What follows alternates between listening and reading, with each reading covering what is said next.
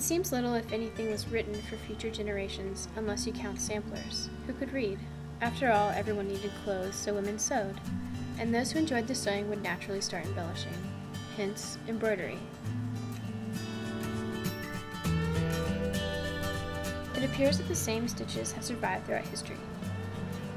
Stem stitch, satin stitch, chain stitch, knotted stitches, and crosses.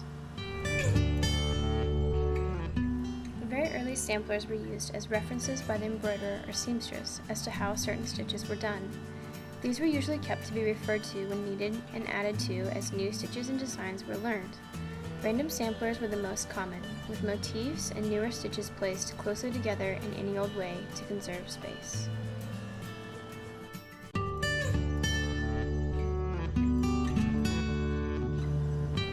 We find that the first needlework was almost always a quilt. It was a practical necessity. Fabric was very scarce. Every little bit was precious and was saved for further use. When any piece of apparel became worn, it was patched until it couldn't be preserved any longer. The better parts were saved and reused. Many old quilts were reused as linings or battings for newer creations. Quilting was an area in which many women found an outlet for their creative talents.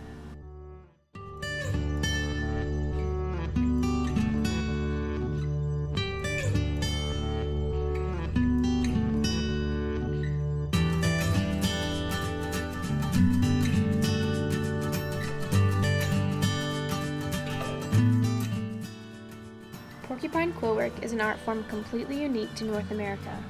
Before the introduction of glass beads from Europe, quillwork was a major decorative element used by the peoples who resided in the porcupine's natural habitat. Porcupine quills often adorned rawhide and tanned hides. The quills are dyed and sewed to the material or wrapped to create patterns unique to each tribe. Mostly geometric patterns are used in quillwork. Later beadwork used a lot of the patterns used in quillwork to embellish bags, hairpieces, clothing, knife sheaths, and other adornments.